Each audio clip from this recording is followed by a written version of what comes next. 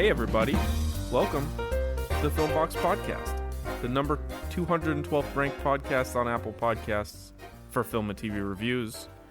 We're on the up and up. My name's Aaron Souza, and I'm joined by my wonderful, amazing, sweet co-host, Mr. Connor. How we doing? We're on the board. On the board, moving on up. It only gets worse from here, ladies and gentlemen. We're on our way. We are on our king shit now, so yeah, deal with it. Well, just get you. ready.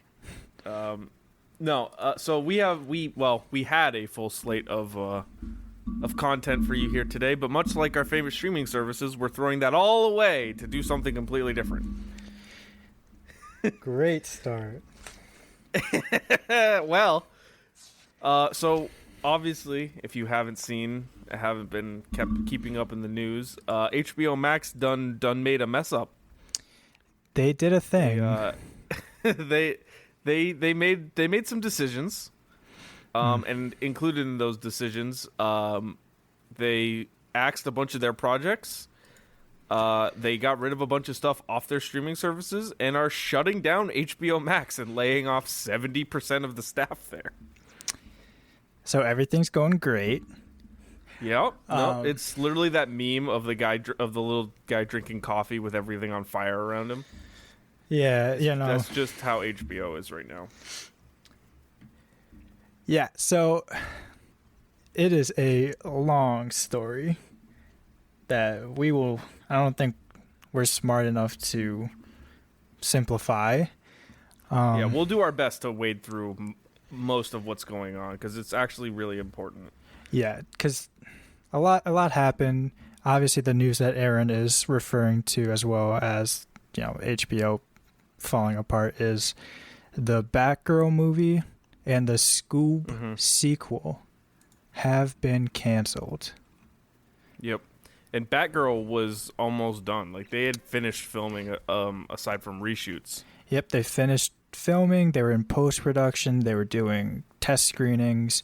Scoob, it was called The Holiday Haunt, was pretty much done as well. And then that got canceled as well. So, I mean, we kind of have to bring it back. So before this year, the old CEO, Jason Kilar, he had a plan to release movies simultaneously on or in theaters as well as on streaming. We're still living in the post-pandemic life where not everyone wants to go to a theater. Streaming, of which I am one. Yeah, I have a solemn vow not to go to theaters just because I don't want to.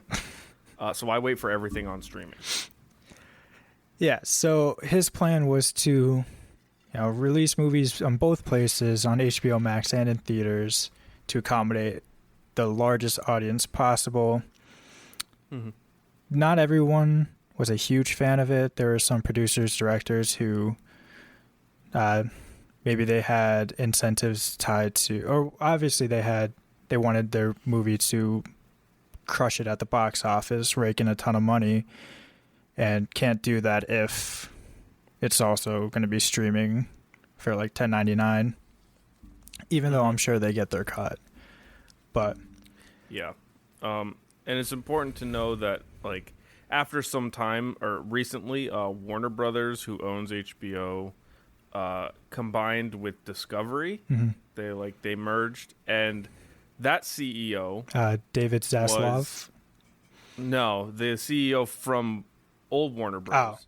Was ousted in favor of new CEO David Zaslav from Discovery, who was the CEO at Discovery. So, like, Discovery came in and said basically, like, see you later, we're taking over.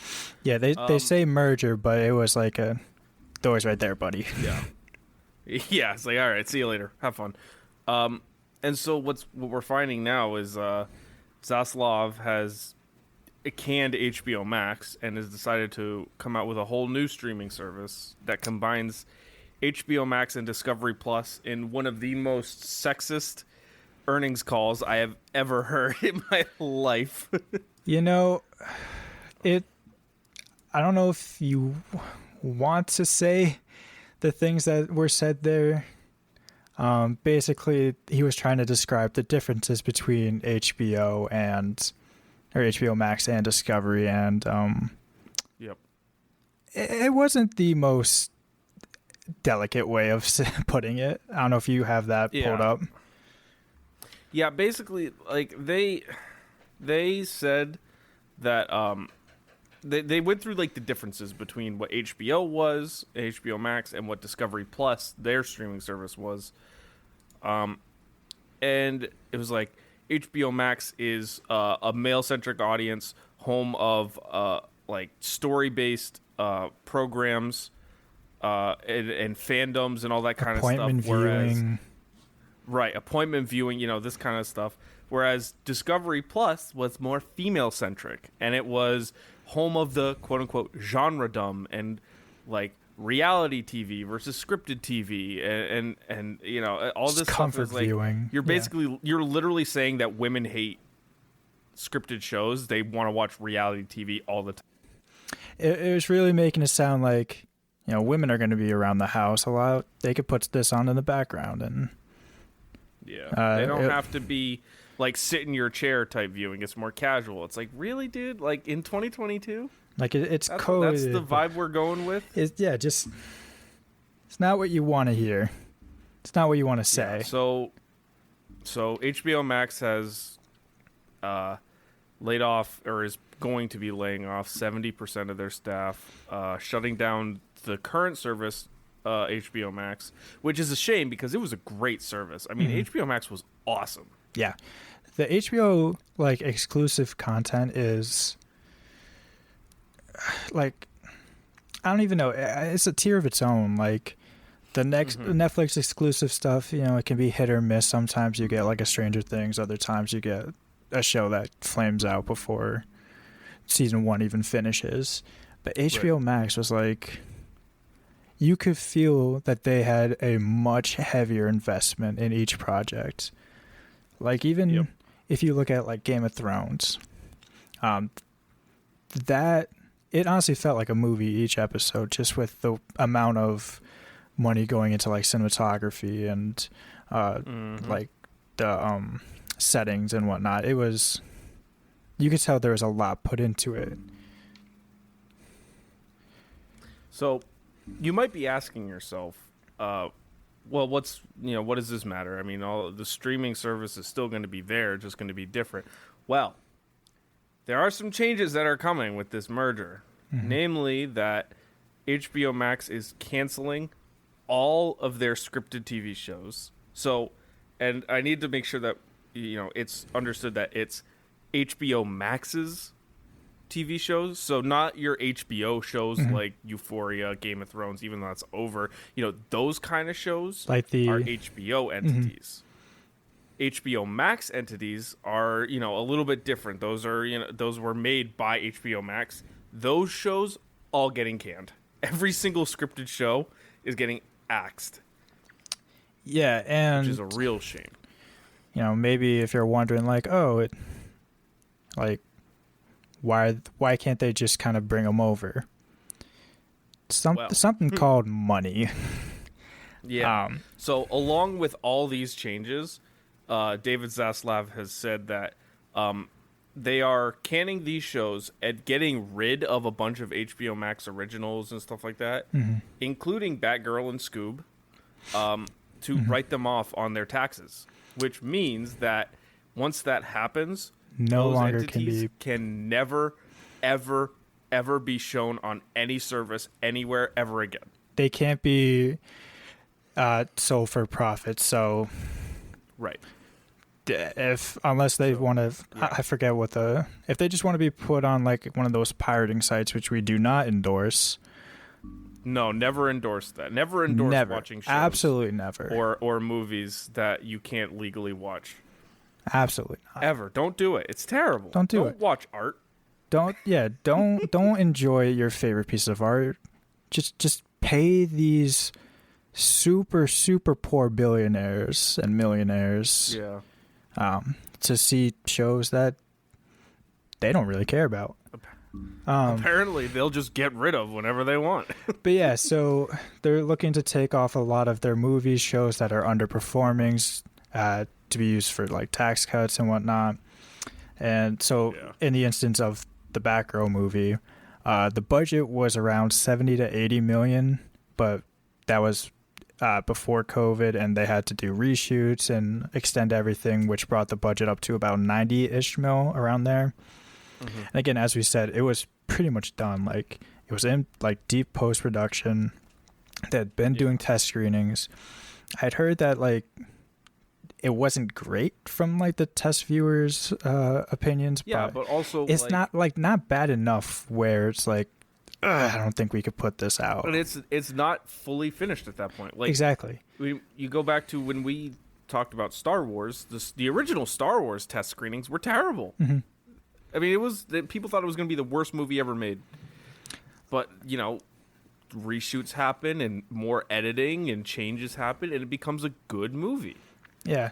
So you like test screenings should definitely be an indicator, but they should never ever be like the final decider of like, nope, this movie's bad, can it?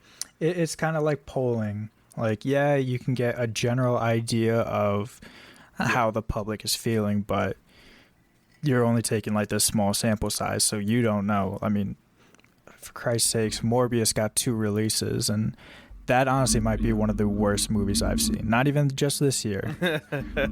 In general. And it made it... it made it twice. You saw it in theater? Yikes. No. Oh. I thought you said you did. Absolutely not. I was going to shame you off your own podcast. Oh, no. I would never... I would not break my anti-theater regimen for Morbius. I'm sorry. Of all movies, Morbius was the one to get your butt back in the seat. Yeah, I'm a major Jared Leto fan. I just cannot wait for that new Morbius. Morbius 2. It's Morbin time. That's sarcasm, yeah. By the way. I hate Jared Leto. Yo, speaking of the test... Unless he wants to come on the show, then he's my favorite person ever. I don't want him near us. But also, just on the topic of test viewers, so I guess, like, you have to sign, like, an NDA. You can't really talk about it, but I had seen that since, like, the movie's not going to come out, a lot of them were just like, oh, what the hell? Apparently, Michael Keaton, who was supposed to be, like, the Batman for this and, like, the universe moving forward... Apparently, he was only in like 5 scenes, like barely in it. They released a still today, as of recording. That they released a still that showed him, in the movie. But yeah, no, it's God. And apparently, so they had some, I guess, screenings for Aquaman 2 featuring Keaton in it, and the gist of the audience was confusion. Which makes sense because apparently he's supposed to be introduced in The Flash, which of all movies to get canceled, that one's still going strong. Well, yeah, I don't know why, but I think it's because they're shifting away from like these small projects that they're good like character moments, but they want to focus on their big event movies where your budget's over like 100 mil, 200 mil, where it's just like, okay, we can't cancel this one. And I will say one of the good things to come out of all of this and the earnings call and all that kind of stuff is Warner Bros. And has finally made the decision to make DC its own like studio, like DC Movies, and they've implemented a 10-year fixed focused plan to totally revamp the DC Comics, DC Extended Universe, Cinematic Extended DC stuff, whatever it's called. Whatever Marvel copy. But basically, they're doing that. They're taking what Marvel has done so successfully and saying, we need to do that, and is implementing that in DC. Which, I mean... And so we're not going to get this mishmash of entities that kind of work together, but also have Ben Affleck and Michael Keaton playing Batman in the same universe. Yeah, like that's just the issue. There's just no direction, which is kind of a shame because part of that is they want to find like their own Kevin Feige figure, and they're leaning towards like Walter Hamada, who is the president of DC-based film production. He's been the president since about 2018, so he's been the executive producer for Aquaman, Shazam, Joker, Birds of Prey, Wonder Woman 84, Suicide Squad, Batman, and then everything that's going to come out. Which, aside from, Wonder Woman 84, these movies are good, I would say. Like, before this, you had, like, Justice League, the original Wonder Woman, which was good, but you had a lot of just kind of just garbage. Batman v Superman. But the thing is, because of this Batgirl cancellation, Hamada was about to just walk away, because I'm sure he was pretty pissed off that a project that he had been working on was just cut and used for tax relief. All these people worked so hard to make this movie. Leslie Grace was the person starring in it. I just want to make sure I have their names right. But Adil El Arbi and Bilal Fala were directing the project. They'd just done Miss Marvel, which has been received very well. They revitalized the Bad Boys franchise. Like, these are very talented directors. And Leslie Grace, very talented actress. And now all of their hard work, 7 months of shooting and directing, writing, just tossed so that the studio can save like 20 mil. Yeah, just out the window. Yeah, I don't understand it, but it's what happened. Yeah, like I agree that they needed to stop, just have a hard reset and just say, okay, here's the direction we want to move forward. We're going to stick to it. We're going to invest in directors, producers, all of that, who can help us achieve this.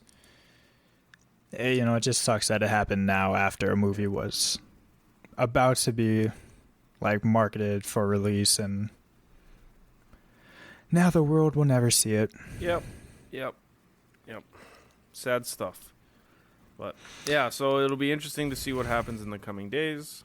But we'll be sure to follow this and keep updated on what's going on, so we can keep delivering as much as we can on HBO's debacle. Yeah. It's very relevant to us. We do enjoy the movies and the TV shows. That we do. Well. But now it's a test to see how well we know those TV shows and movies. Let's not be depressed all day. Let's play some games. Aaron, are you ready? What are we playing, Connor? You've lost the plot. Nope, wrong one. Nope. Wrong title. Never mind. Nope. Wrong one. We don't have a title for this one yet. Poorly described plots. Yeah, there we go. There we go. Landed that bird. Yeah, well, I mean, it was a little shaky. You made it to the Hudson River, though. As I said with you, I don't know where that plane was landing, but it missed the runway. All right, yeah, so I'm ready to play some poorly described plots. Let's do it. Again, if you're new, I'm going to read a one-sentence, poorly described plot line for a movie, and Aaron's going to have to try to guess what movie I'm describing. Yeah, I'm notoriously not good at this, so let's see how this goes. All right, we'll start off easy for you. Okay. Rich girl lets poor guy freeze to death. Rich girl lets poor guy freeze to death? Correct. What the hell? I thought it'd be easy. Well, you would think, and then I show up. I'm up at the plate and ready to strike out. That's pretty much my job here. Rich girl lets poor guy freeze to death. I don't know. What is it? Titanic. Oh my god. Okay. All right. All right, rough start. Well. Okay, maybe this one would be a bit easier. Unpopular kids beat up a clown. Unpopular kids beat up a clown. Is this Joker? No. Damn. I really thought I had it there. I'll give you one more guess. Unpopular kids beat up a clown? Think about it.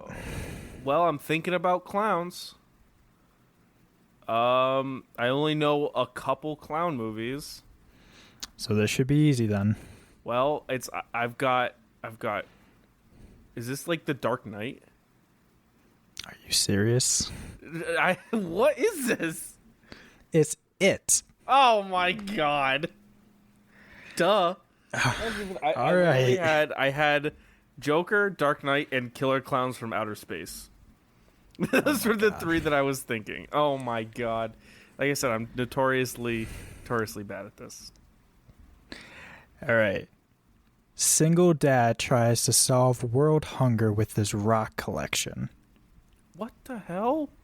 What are these movies? You should know this one. Just take a second, deep breath, think.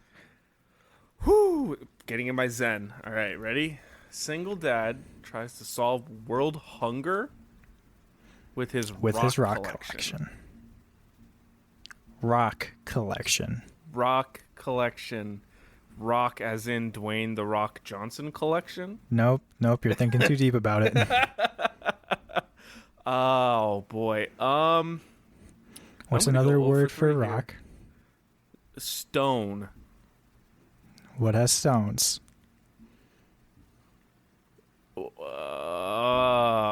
I'm thinking Cheech and Chong now. Now you got me on Cheech and Chong.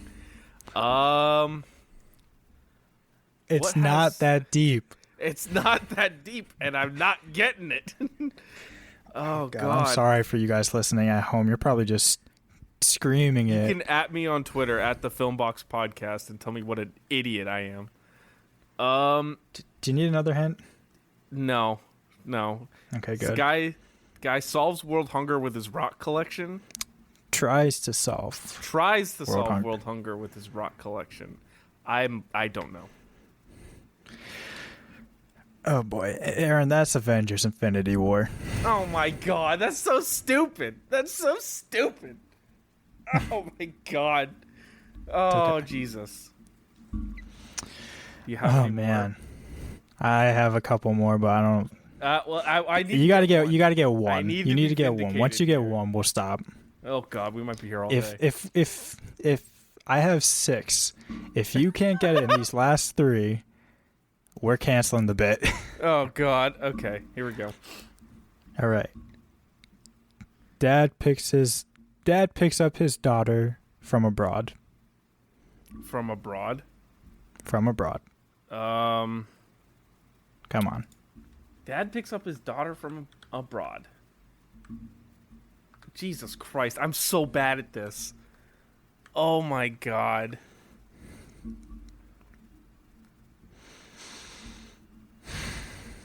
Dad picks up his daughter from abroad.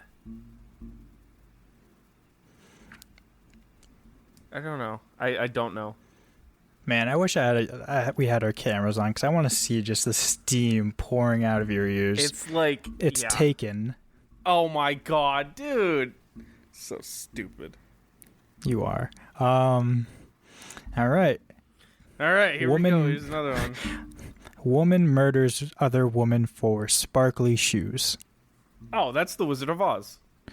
Finally. Yeah! Let's go. He's on the board, ladies and gentlemen.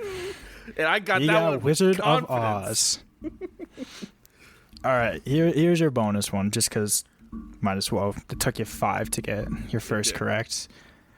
Trash can and flower pot get fat people to walk. Oh, that's Wally. There we go. 100%. Should have started there. Oh, yeah. Uh-huh. That's right. I'm the man. Ladies and gentlemen, he went 2 for 6. Woo! Hey, that's a good day in baseball. And a pretty bad one in basketball. Oh, man. That was rough. So Aaron's not allowed to guess anymore. I'll guess. Hey, look, it took me a little bit to warm up, but I got the last two right away. That you did. I'll give you that. Oh, God, it's like watching someone just try and learn geometry and they've never seen it before. It's like teaching an alien what shoes are. Like, it was like watching an infant just hold the circle over the circle hole and then just start slamming it in the square hole. I know. Oh, God, that was bad. Yes. But, Aaron, what have you been watching? What have I been watching lately? Well, I just finished watching a good old movie called Honor Society.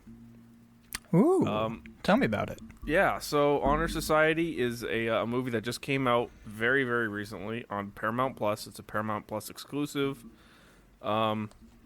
It's starring Angourie Rice, who plays Betty in Spider-Man, most famously, in the new Spider-Man movies, who absolutely rocks it. And then also stars Gaten Matarazzo of Stranger Things fame, Dustin Henderson, obviously. Movie is basically about, it's like a high school coming of age kind of story. It's really sort of feel good, but it's basically about like this chick who really, really, really wants to go to Harvard and get out of her really bad small town. And she's one of the smartest girls in school, but she's got, there's 3 other people that are standing in the way of her getting to Harvard, and so she's tried to sabotaging all 3 of them, but ends up kind of falling for one of them. And it's a really good movie. It's like that nice kind of coming of age feel good movie, but it's got honestly a super unexpected twist. At least for me, I didn't see it coming. Contrary to my skill in poorly described film plots, I'm a pretty smart guy, and I didn't see it coming. It shocked me, but also like really hooked me, and I was thoroughly happy with the movie. It made me feel good, and it went by like the pacing was perfect. It was quick paced, but it wasn't like, it didn't feel like they were losing stuff or it was going too fast. But it didn't drag stuff out. Like, it was paced well, and they had a lot of fourth wall breaks, like Angourie Rice, who plays Honor. That's her name. Yes, that's her name. Spoke directly to the camera to describe, like, narrate what's going on. Break that fourth wall, kind of go into the mind of the character, kind of thing, which I thought was awesome. So, yeah, it's a really good movie. It's on Paramount Plus. I definitely recommend checking it out. Yeah. And what have you been watching, Connor? I'm glad you asked, bud.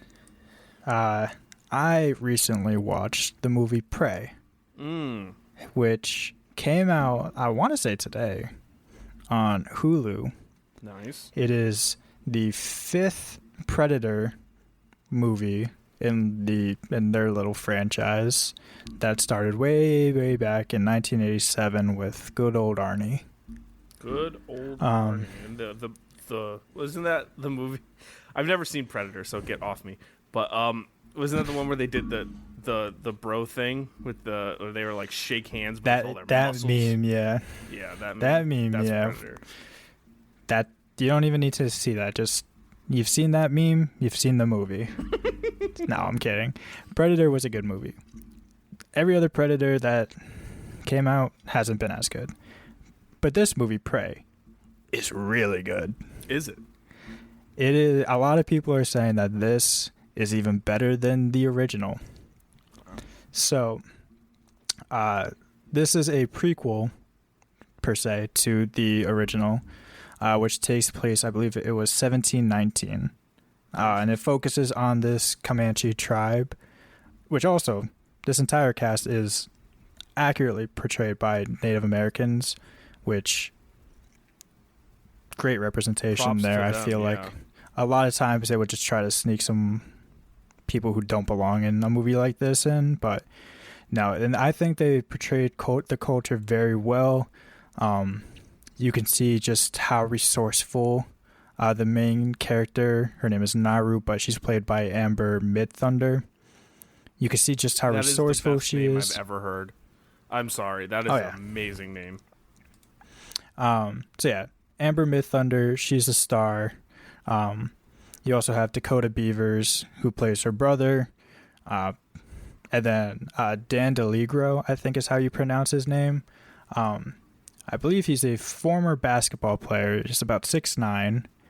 And he plays the Predator. Which also is another thing I love about this movie. Mm-hmm. You have another physical Predator, not just like a CGI monster. Yep. There are some bits they had to do like some visual effects for where he's like jumping on trees, but for the actual fight scenes, you can tell it's a real person and it makes it so much better. The cinematography is fantastic. Mm-hmm. Like the whole setting is in like just the plains. It's a lot of nature. There's a lot of... It's funny because there's like a theme of predators and prey. Yep. Where it's not really a spoiler, but because their director came out and said this, but you know, this is supposed to be our predator's very first hunt. So, you know, he's still kind of learning. He sees like some small animals kind of kill each other, sees some a bit larger animals kill each other. And he gets all the way up to what is considered the apex predator, being man. Mm-hmm. And that's like his challenge. He's trying to be the predator. Which is great too, because since it's like a prequel, everything about this feels accurate, even though clearly we were not alive in 1719. Yeah. We just missed the cutoff, but... Just barely didn't get there. Just missed. Like, but by minutes. A hair. But yeah, like the Predator, he is like de-techified. He still has his tech, but like he's got this sick ass bone mask instead of like his upgraded one. Mm-hmm. Oh, the fight scenes are just so well done. Really fun kills, because obviously there have to be kills in a Predator movie. Mm-hmm. And you know, there's some really like good emotional beats of like, just because it follows this girl Naru like trying to prove herself to her tribe, like get the respect that she feels she's earned as a hunter.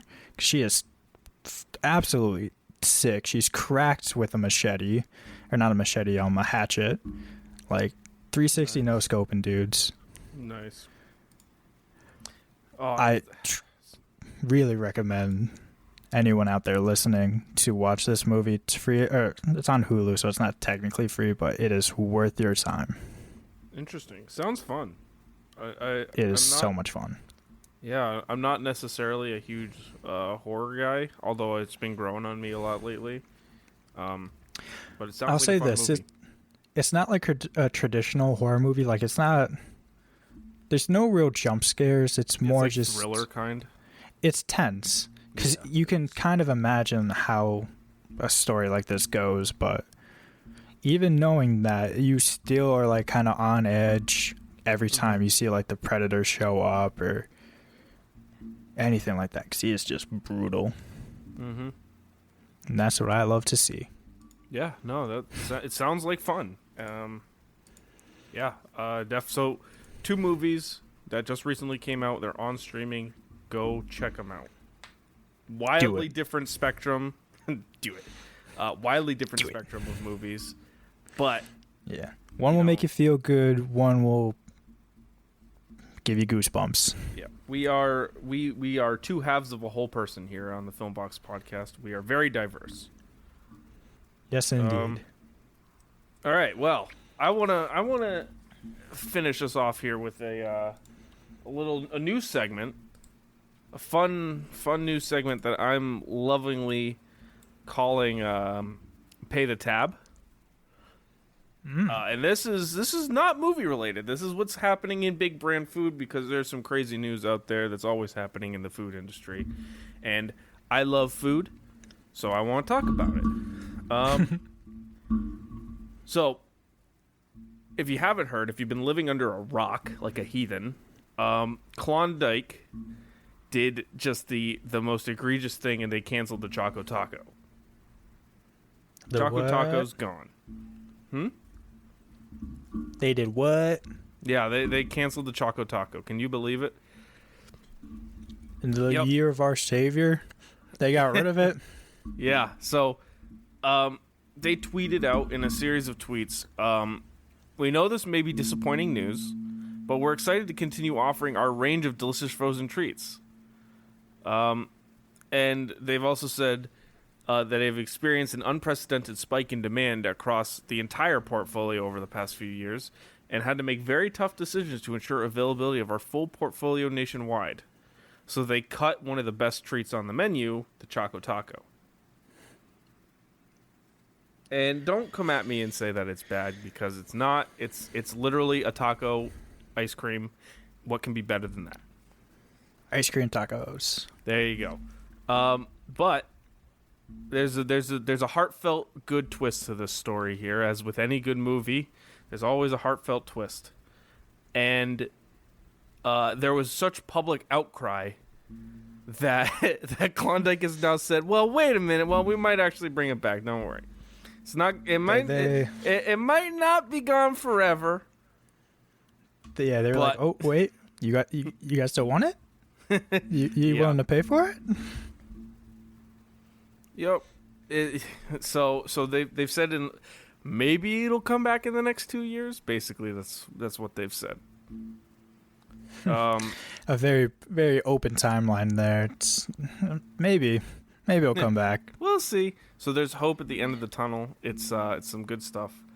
But yeah, Choco Taco is probably within the top 10, I think, of Klondike's frozen treats. But the thing is, like, what they weren't getting the sales 10? On this thing. Like, what were people doing? Were you just not buying it? Were you thinking everyone else was buying the Choco Taco? What are you doing? Buy it. Well, now you can't buy it. Now it's gone. I'm going to say something, and I know I've told you, but Oh, God. I have never had a Choco Taco before. You are a sinner. You should be just strung up in front of the Lord. Good Lord. There is no heaven in my future. Yeah. You're going to get to the pearly gates, and they're like, "Do you think you belong here?" Like, "Yes." And I'll say, "Well, you never had a Choco Taco, so get out." And then go find right one down. and come back. That's the deciding factor. If you've had one, it doesn't matter what you've done in your life. If you've had a Choco Taco, you get into heaven. And see, that's the trick part, because you know hell is supposed to be on fire. You can't have ice cream in hell. It'll melt. God. So yeah. Well, if you can find it, get it while it's still out there, because you'll never see it again. Yep. Buy it up. Maybe in 2 years. Let Klondike know that you want it back.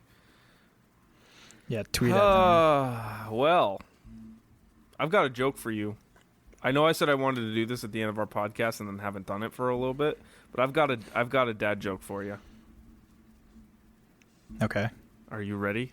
You're not ready for this. Never, but All right. Well, did you know that air used to be free at the gas station, and now it's $1.50? Do you know why? I'm gonna make you wait. I knew that was coming too. I knew the answer was inflation. Inflation, baby. You know what? I got a joke for you too. Oh, how about that? How you like that? Oh, yeah. Okay. Unprecedented. Yeah. So, you know, I was just walking around in my kitchen and my mom goes, "Have you seen the dog bowl?" Yep. And I said, I didn't know she could bowl. my name's Aaron Souza. I'm Connor. And we'll see you on the next time on the Filmbox Podcast. Bye-bye.